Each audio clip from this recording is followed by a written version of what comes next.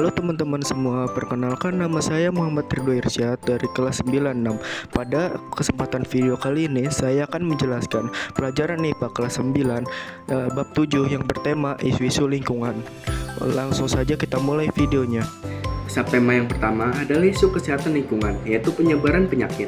Kesehatan manusia sangat dipengaruhi oleh kondisi lingkungan tempat tinggalnya. Penyakit berbasis lingkungan adalah penyakit yang timbul akibat interaksi antara manusia dan lingkungan yang tidak sehat, seperti air yang tercemar, udara kotor, limbah yang tidak dikelola dengan baik, atau sanitasi yang buruk.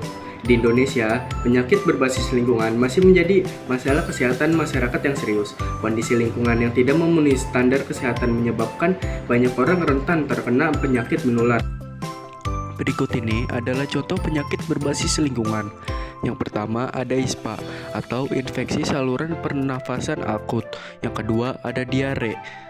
Yang ketiga ada malaria.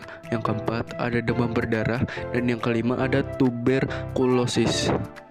Yang kedua ada ketersediaan air bersih. Air merupakan kebutuhan bagi semua makhluk hidup, termasuk manusia. Tanpa air tidak ada kehidupan. Namun, tidak semua air bisa diminum. Menurut peraturan Menteri Kesehatan, air minum yang aman atau bersih yang layak diminum harus memenuhi persyaratan. Secara fisik, air tidak boleh berbau, tidak berasa, dan jernih. Secara biologis, air tidak boleh mengandung mikroba berbahaya. Yang ketiga ada sampah. Sampah adalah sisa kegiatan manusia yang tidak terpakai lagi dan harus dikelola dengan baik.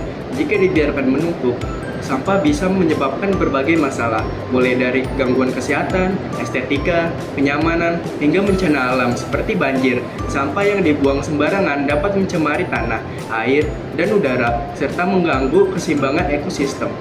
Berikut ini adalah data sampah yang dikeluarkan oleh Indonesia. Total himbuan sampah nasional pada tahun 2023, Indonesia menghasilkan 66,9 juta ton sampah. Dari jumlah tersebut, 66,28% berhasil dikelola, sementara 33,72% belum terkelola dengan baik.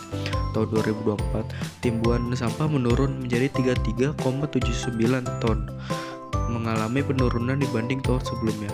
Dan yang menjadi sumber sampah paling banyak adalah sampah rumah tangga, menyumbang sekitar 60,53% dari total sampah nasional. Yang kedua ada pusat perniagaan menyumbang 17,8% dan pasar tradisional 11,63%. Subtema yang kedua adalah pemanasan global. Pemanasan global atau global warming adalah fenomena peningkatan suhu rata-rata di permukaan bumi, atmosfer, dan laut yang disebabkan oleh peningkatan konsentrasi gas rumah kaca di atmosfer. Peningkatan suhu ini menyebabkan perubahan iklim yang berdampak pada lingkungan dan kehidupan di bumi. Bumi sudah mengalami perubahan suhu sejak 100 tahun terakhir. Menurut data NASA, tahun 2016 dan 2019 adalah tahun terhangat di bumi.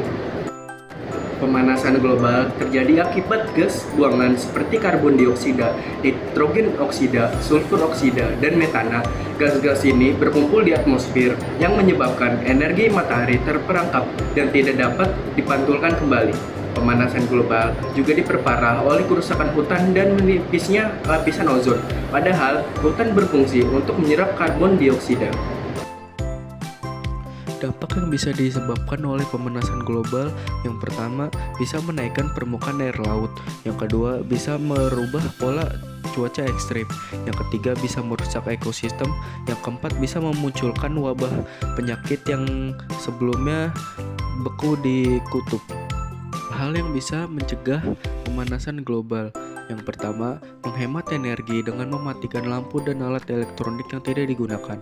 Yang kedua, menggunakan transportasi ramah lingkungan seperti sepeda dan kendaraan umum. Yang ketiga, menanam pohon untuk menyerap karbon dioksida dari udara dengan menerapkan prinsip one man, 10 tree. Keempat, menggunakan penggunaan plastik dan memilih barang yang dapat didaur ulang.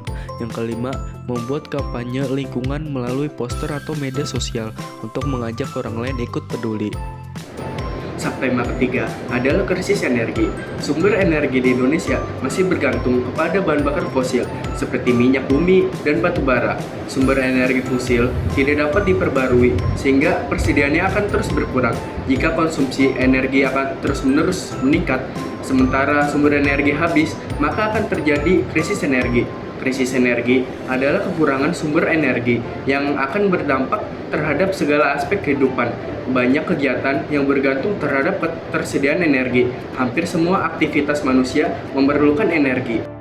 Yang selanjutnya, energi alternatif. Energi alternatif adalah sumber energi ramah lingkungan yang dapat menggantikan bahan bakar fosil. Contoh meliputi tenaga surya, angin, air, dan biomasa. Energi ini bersifat terbarukan dan membantu mengurai polusi serta dampak pemanasan global. Subtema keempat atau yang terakhir adalah ketersediaan pangan. Ketahanan pangan erat kaitannya dengan ketersediaan pangan di suatu wilayah dan kemampuan individu untuk mengaksesnya. Suatu negara disebut memiliki ketahanan pangan yang baik jika masyarakatnya tidak kelaparan atau terancam kelaparan. Hasil riset Global Hunger Index, nilai kelaparan Indonesia mencapai 19,1. Meskipun nilai ini tergolong aman, Indonesia berada di ambang kelaparan serius yang memiliki nilai 20,0 sampai 34,0.